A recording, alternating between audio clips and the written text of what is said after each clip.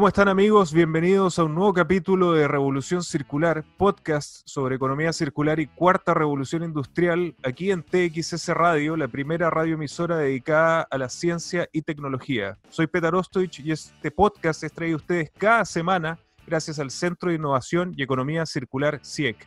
Los invito siempre a que mantengamos la comunicación a través de redes sociales utilizando el hashtag Revolución Circular. Me pueden encontrar siempre en Twitter, en @PetarOstovich, también en Instagram, en @PetarOstovichOficial, y les recuerdo que pueden ver esta entrevista y todos los capítulos anteriores de Revolución Circular suscribiéndose en mi canal de YouTube. Hoy tengo un gran invitado, un tema súper interesante.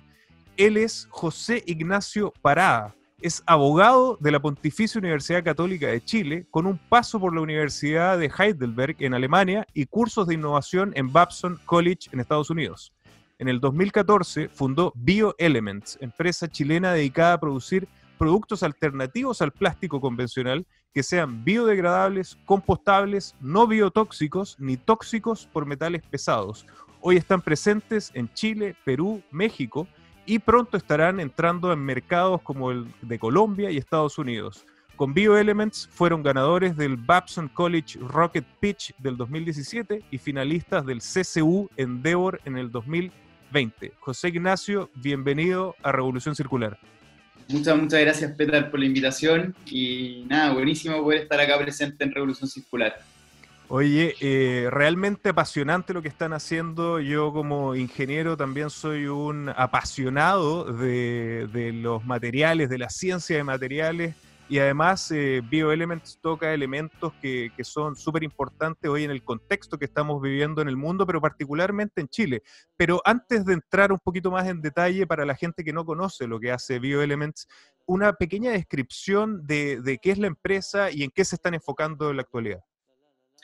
Bueno, mira, BioElements parte con un sueño, que es básicamente crear o inventar un sustituto al plástico convencional. Todos sabemos que el plástico en general es un producto que tiene es muy moldeable, está presente en un montón de productos, ya sea de forma flexible o rígida. Es decir, hay plástico en un montón de lugares y se utiliza en muchas cosas para nuestra vida cotidiana, pues, así que es un material que, como tú bien sabes, tiene ciertas cualidades que son realmente espectaculares, pero al mismo tiempo esas mismas cualidades que lo hacen espectaculares, que básicamente que repela todo tipo de agua y dure mucho tiempo en el medio ambiente, a su vez es básicamente también su gran fortaleza, es su gran debilidad.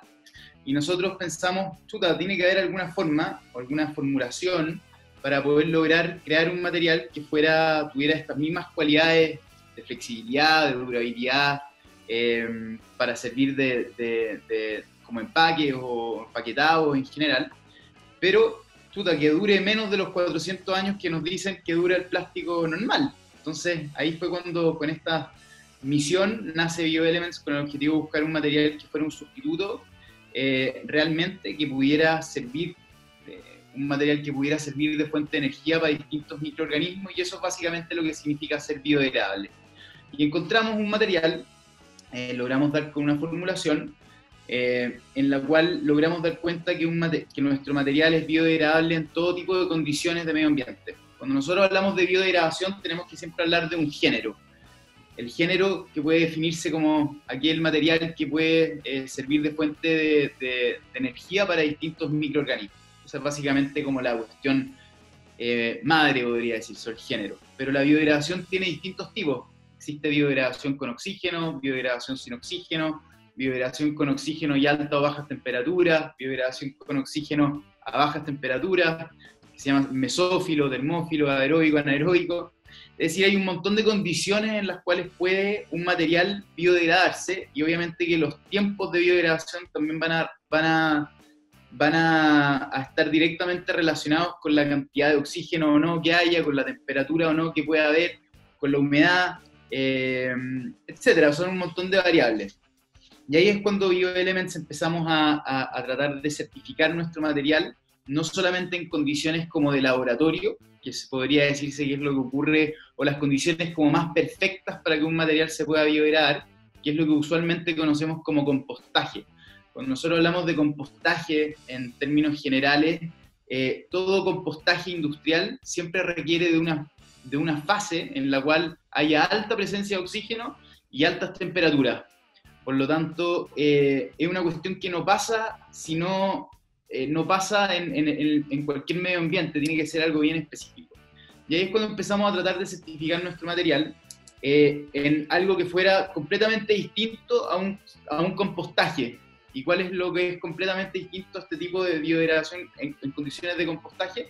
Cuando un material se da, por ejemplo, a un vertedero o un relleno sanitario. O sea, ahí no hay oxígeno, las temperaturas son mucho más bajas, etc. Por lo tanto, ese fue como nuestro gran pivote, nuestro gran comienzo, fue dar cuenta que habíamos encontrado un material que podía biodegradarse en un corto plazo, estamos hablando de no 400 años, sino que 16 a 20 meses, en un vertedero o en un relleno sanitario.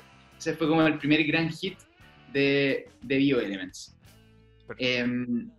Así que con eso partió, en verdad, todo este sueño y todo este desarrollo que hemos logrado dar cuenta. Y bueno, después hemos ido avanzando, como te comento. Biodegradación es bastante más que irse a un vertedero o irse a un centro de compostaje, por lo tanto hemos ido tratando de también certificarnos en otros tipos de medio ambiente, por ejemplo, lograr dar cuenta que fuéramos biodegradables efectivamente no solo en estos dos lugares, sino que también en condiciones de agua o en condiciones en las cuales tú solamente lo puedes dejar en un material ante la acción de hongos filamentosos del género Penicillium partimos. Después, no solamente compostaje industrial, ¿qué pasa cuando hay vermicompostaje y la persona en la casa quiere tener una compostera común y corriente? ¿Cuáles son esas condiciones que van cambiando?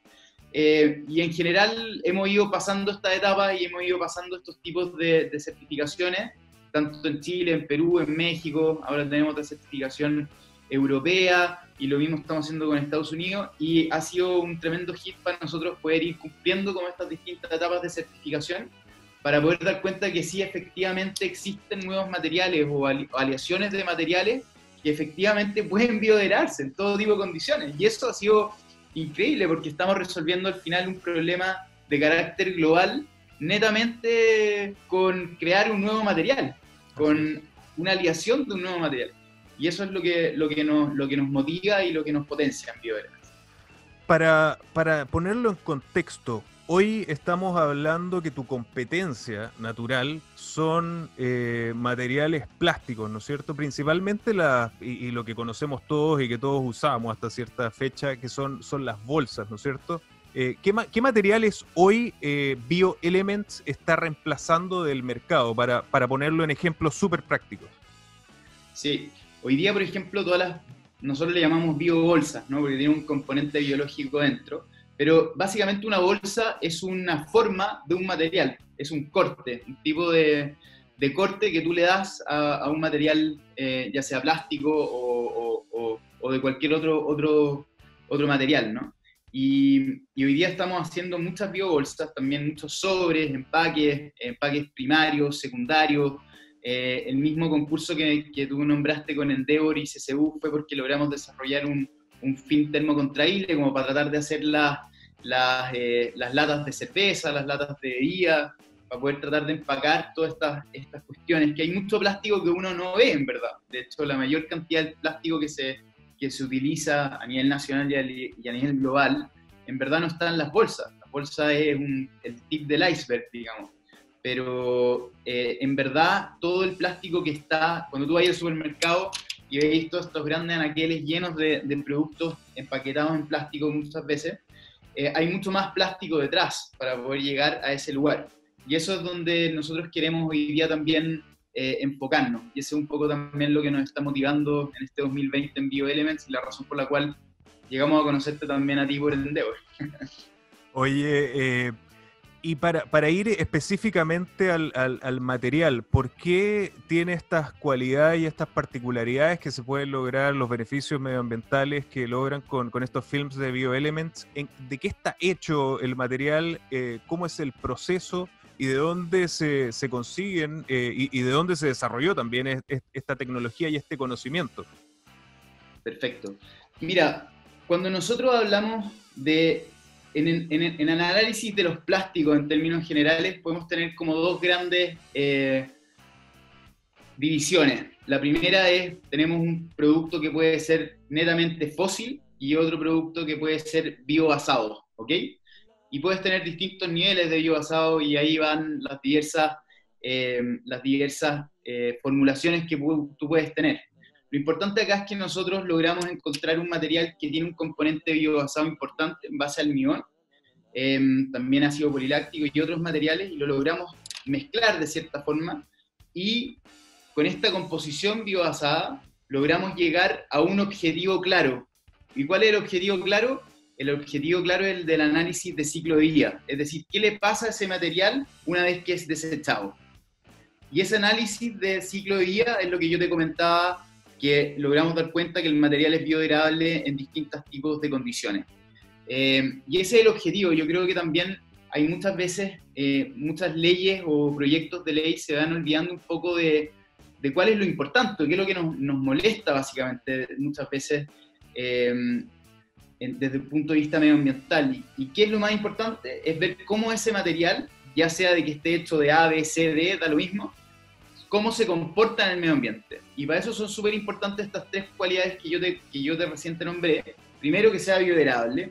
O sea, si no se puede biodegradar en condiciones absolutamente normales, yo creo que un material tiene ahí una falencia, una cuestión que a nosotros no nos gusta, obviamente. La segunda cuestión es que no sea biotóxico, es decir, que no cause ningún tipo de daño al medio ambiente específico de desecho donde ese material está siendo desechado o donde termine su vida útil. Y tercero, que tampoco contenga altos niveles de metales pesados para que no sea tóxico por metales pesados. Hay muchos materiales que pueden ser altamente biodegradables, pero que tienen alta carga de metales pesados, no sé, cadmio, plomo, cobre incluso, y de repente pueden ser incluso dañinos o más dañinos que un material que no se esté biodegradando. Entonces, son estas tres cualidades que en análisis de ciclo de vida siempre tenemos que buscar. Por eso, a mi entender, más de qué está hecho un material, o más importante de saber de qué está hecho, pero puede estar hecho de cualquier cosa, y así tampoco quebramos la innovación de buscar nuevos materiales, es muy importante tener claro estas tres cualidades que te estoy nombrando.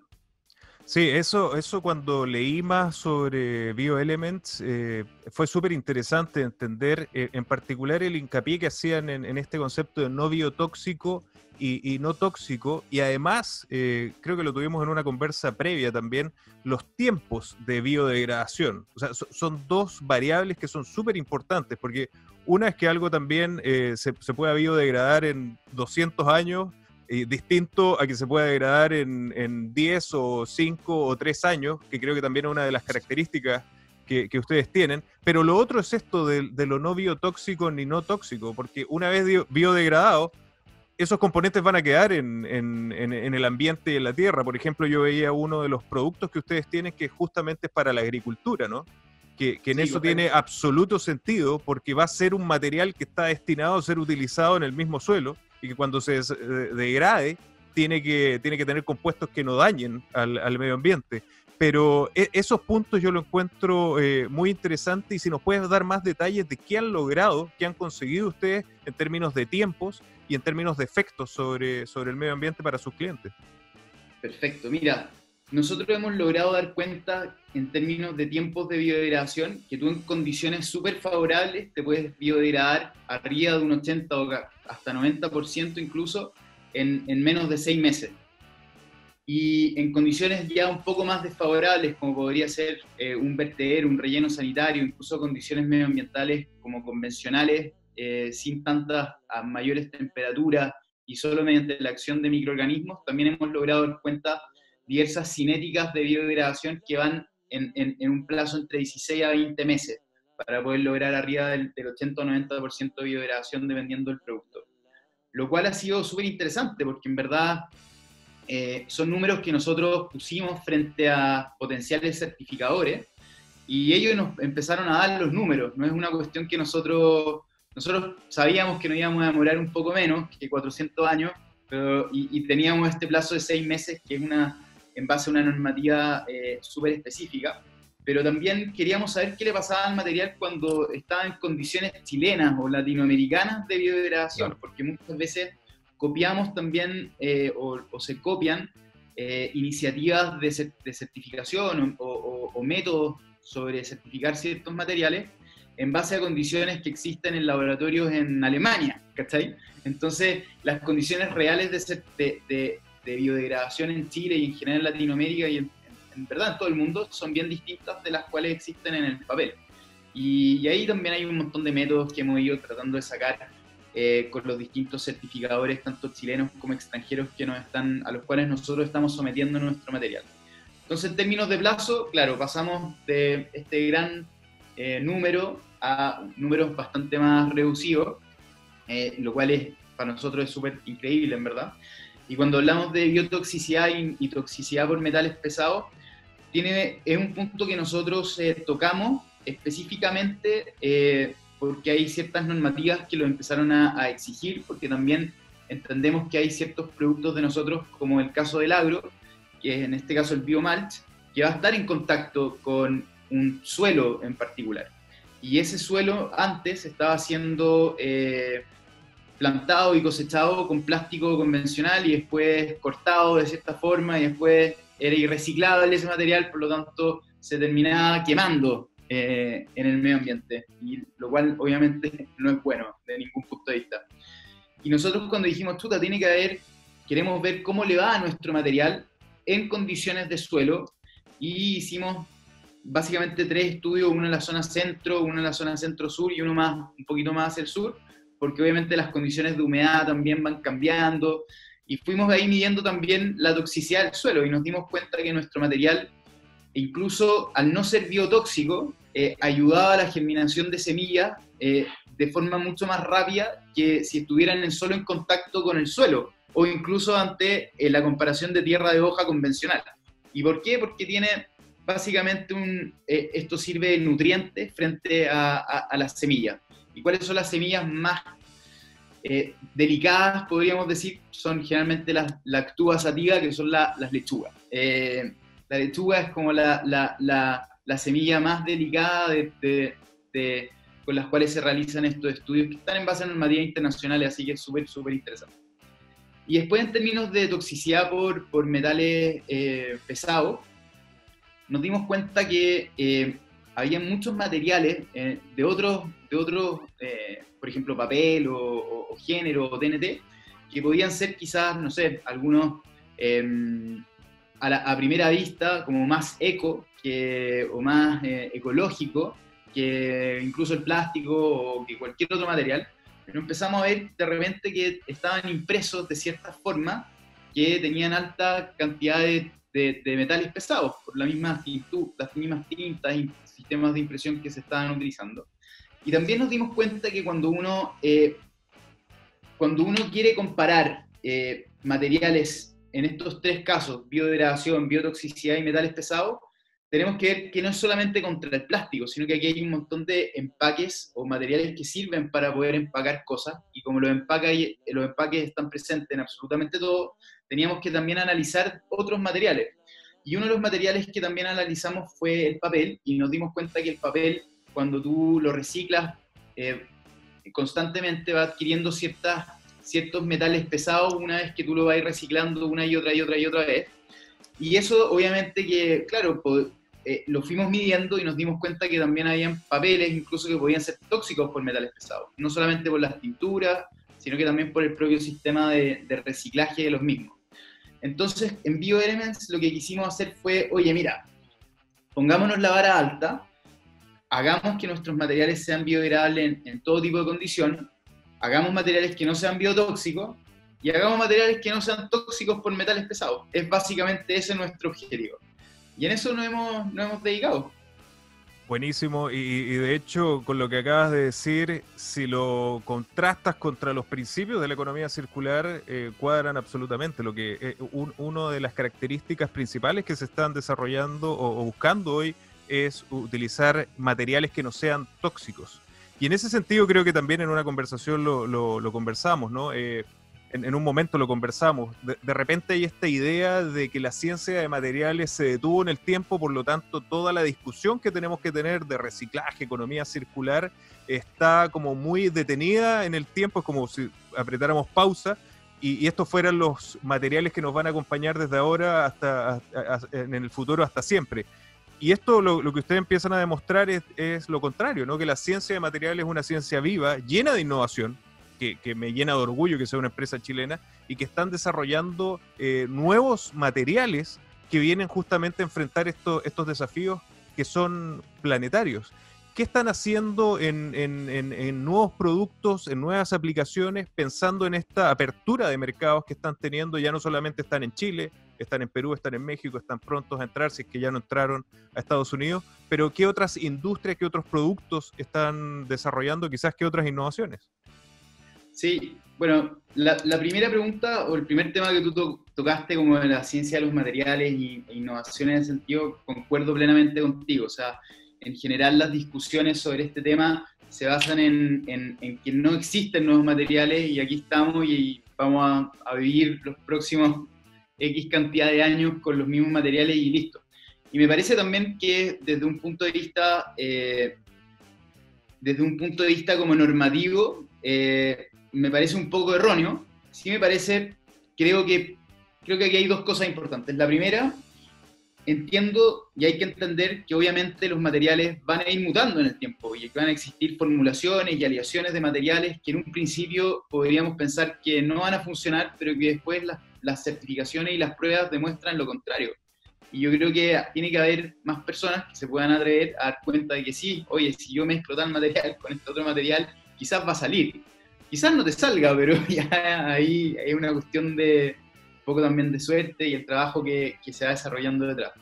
Yo creo que desde un punto de vista normativo también pareciera súper simplista hablar siempre solamente de reciclemos tal cosa, hagamos una estrategia de reciclaje, pero creo que poco a poco, no sé si hemos visto, parece que nos han escuchado la gente de los ministerios de medio ambiente, no solamente el chileno, y están cachando de cierta manera de que el reciclaje no es solamente el reciclaje mecánico. O sea, no es que yo quiero meter un material, ya sea el material que sea, y meterlo en cierto porcentaje para hacer otro material. No es solamente un reciclaje mecánico, sino que existen distintos tipos de reciclaje. Y uno de los reciclajes que yo creo que se tiene que impulsar fuertemente es el reciclaje orgánico. ¿Y cuál es el reciclaje orgánico? Compostar, básicamente, ya sea en tu casa o de forma industrial. Y esa es una cuestión súper interesante, porque cuando uno puedas compostar los residuos orgánicos que tú utilizas, ya sea de manera domiciliaria o no, estamos hablando de toneladas y toneladas de materiales que se pueden reutilizar, reciclar orgánicamente y reutilizarse para otra cosa. Quizás no va a ser nuevos materiales, pero quizás sí para servir de fuente de energía para microorganismos y que se empiecen a biodegradar, y así hay un montón de cuestiones que pueden ir pasando. También es interesante entender que esta disyuntiva, ¿no?, entre reciclaje orgánico y reciclaje mecánico son dos cuestiones que no pueden tomarse como una solución única. Entonces no voy a hacer lo que siento que muchas veces pasa en muchas legislaciones, es que toman, también quizá impulsado por los fuertes lobbies obviamente que hay metidos en las distintas industrias, pero se nos olvida que las soluciones no son únicas. Las soluciones tienen que ir por distintas... Tenemos un gran problema, en este caso el plástico, tenemos un montón de plástico que ha sido irreciclado, o sea, es imposible reciclar todo el plástico que está en este minuto, es impracticable. En Chile, incluso con la aplicación de la ley REP, se estima que se va a llegar a lo más al 10% de reciclaje, o incluso se establecen normas o incentivos para llegar casi a un 20%, pero en un plazo de aquí a 10 años. Incluso cuando eso pase, que yo lo encuentro súper bueno, felicitaciones, igual te queda un 75% de materiales que no están siendo reciclados. Por lo tanto, creo que no es bueno atender solamente a solucionar el problema con una solución. No hay una solución para este gran problema. Y yo creo que los problemas se resuelven entendiendo que existe el reciclaje mecánico, como tú ya has entrevistado personas que se dedican fuertemente a este tema, y lo encuentro súper loable y interesante, pero no se nos puede olvidar también que existe el reciclaje orgánico. También no se nos puede olvidar que existe la propia biodegradación frente a hongos que están presentes en el medio ambiente y en cualquier tipo de medio ambiente. Entonces, si nosotros logramos crear condiciones o materiales, nuevos materiales, mayor cantidad de nuevos materiales que puedan biodegradarse de forma natural, tenemos un problema o gran parte del problema bien resuelto. Y eso es lo que nosotros queremos en BioElements, básicamente dar cuenta, oye, existe un material nuevo, existe una aleación de un material, una formulación que está comprobado que funciona, que está comprobado que se biodegrada sin necesidad de que se vaya a una planta de compostaje, que se degrada incluso en un vertedero, en un relleno sanitario, que se degrada incluso tirado en la carretera en un plazo un poco mayor, que es hidrofílico, es decir, que atrae, absorbe agua en vez de repelerla, o sea, cambia lo hidrofóbico del plástico, eso que es genial, es la gracia por la cual nuestro material funciona. Oye, usémoslo, digamos. Tenemos aquí distintas opciones. Y yo creo que esa es una cuestión súper interesante que se tiene que ir incentivando. Así que yo felicito también un poco, ahora hemos visto, por ejemplo, en el Congreso en Chile una ley sobre plásticos de un solo uso, que es un poco más holística o un poco más se podría decir un poco más profunda o resuelve un problema un poco más profundo que la propia ley de las bolsas nomás. Pero sí tenemos que entender que existen distintas formas, ¿no?, de poder solucionar este gran problema. Sí, en eso estoy absolutamente de acuerdo y creo, y siempre lo decimos, cuando hablamos de economía circular, para mí la palabra es más importante es transición. Creo que sí tenemos una oportunidad que es aprender de los países que han avanzado, particularmente en Europa, donde sabemos que, por ejemplo, tenemos el caso de Alemania que ya ha llegado a un 45% de reciclaje. Sabemos que con el nuevo Action Plan del Green New Deal que tienen se espera llegar a un 70%, pero sabemos que va a haber un límite termodinámico y físico. La idea es cómo pasamos directamente de este modelo lineal que estamos en América Latina, como tú señalabas, con menos de 10% de reciclaje, hacemos este salto de rana, saltándonos el reciclaje directamente a la economía circular. Y yo creo que en ese sentido, iniciativas como la Ley REP, ahora también lo que pasó el 3 de agosto, la prohibición de bolsas, estimulan, pero son transitorias, son parte de la transición. El problema es mucho más holístico, como tú dices, y en ese sentido creo que el mercado también ha demostrado que ustedes están en lo correcto, ¿no? Ya tienes presencia en Chile, tienes presencia en Perú, en México. ¿Cómo ha sido recibido este material, esta innovación chilena en los otros mercados, y cuáles son los nuevos proyectos que tienes, como leí ahí, en Colombia y en Estados Unidos? Mira, en general los países que uno piensa, Perú y México, perdón, en los cuales nosotros también estamos presentes, tienen legislaciones o proyectos de ley que son bastante claros y que están enfocados en el análisis de ciclo de vida del producto. Esa ha sido una cuestión súper interesante, porque al final los propios legisladores de esos países entendieron que el problema no es de que está hecho algo, sino que el problema es cómo trato ese material una vez que termina su vida útil, ya sea que esté hecho para A, B o C cosas. Y eso es súper interesante. En Perú partimos un proyecto también de certificación local, ha sido muy, muy interesante. Hemos logrado actuar básicamente con los retailers más importantes de Perú, ya estamos en una relación de largo plazo. Así que hemos funcionado de buena manera.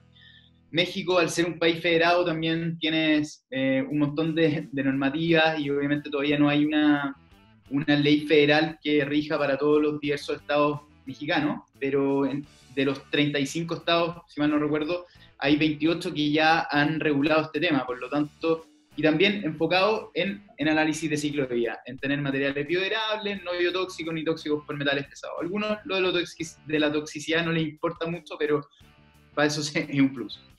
Y también tenemos un contrato de certificación ahí con la Universidad número 1 de México, y lo mismo hicimos en Chile. En Chile estamos hoy día, tenemos un contrato de certificación de producto con dos universidades, con dos laboratorios de universidades chilenas. Estamos tratando de sacar una certificación nueva con otra universidad importante, y en verdad yo creo que la gracia de nuestro entre comillas, éxito, de que nos ha ido bien, es que hemos logrado certificar el material. Si tú no tienes certificación, malamente vas a poder dar cuenta que el material cumple o no cumple con ciertas características. Y yo creo que ese es el foco de la razón por la cual desde un punto de vista comercial ha funcionado el proyecto. Yo creo que los proyectos, por muy loables que sean, tienen que tener un foco comercial, pues si no se vende o no logra una venta, está completamente muerto. Y te repito, yo creo que aquí tenemos que ver el problema, que es el problema del plástico, el problema de los materiales en general, con distintas soluciones. No podemos quedarnos solamente con una solución. Y eso es lo que países como Perú y México también están entendiendo. Colombia también tiene una legislación importante y yo creo que puede ser un país muy interesante. Vamos a ver cómo nos va. Y Estados Unidos, bueno, Estados Unidos, y estamos sacando una certificación también para poder vender allá. Obviamente se utilizan millones de miles de número que es imposible de pronunciar. Pero creo que en general la tendencia, no solamente legislativa, sino que también de los propios consumidores, que en este caso son los que presionan a los retailers o a los compradores de empaque a utilizar productos distintos y a utilizar productos que sean efectivamente amigables con el medio ambiente y no te causen un perjuicio. Y yo creo que esa cuestión es al final lo más bonito, ¿no? Porque cuando tenéis una masa de personas que te están de cierta forma presionando a que sus tiendas o sus marcas, básicamente, utilicen productos distintos. Así que yo creo que eso también ha sido increíble por parte de nuestros clientes, de poder entender de que podrían incluso tener otro tipo de materiales, pero están haciendo una apuesta por un material que está certificado, por un material que tiene un contrato de certificación de producto, por una empresa que al final cree en un sueño y que lo ha ido validando paso a paso. Y eso ha sido una cuestión que a mi juicio es lo más relevante. Espectacular lo que han hecho. Oye, se nos va el tiempo lamentablemente. ¿Dónde puede encontrar la gente y la gente que nos sigue en Revolución Circular más información de BioElements? bioelements.cl o bioelementsla.com, así que ahí lo esperamos y nada, cualquier cosa, tenemos ahí un contacto y cualquier cosa nos pueden escribir y felices de poder apoyarlo. Perfecto. Oye, José Ignacio, muchísimas gracias. Definitivamente Gracias te vamos a tener que tener de vuelta y felicitaciones por todo lo que están haciendo. Muchas gracias, Petar. Que estés muy bien. Y a ustedes, amigos, muchas gracias por seguirnos. Nos vemos la próxima semana con otra mente brillante de la economía circular. Hasta luego.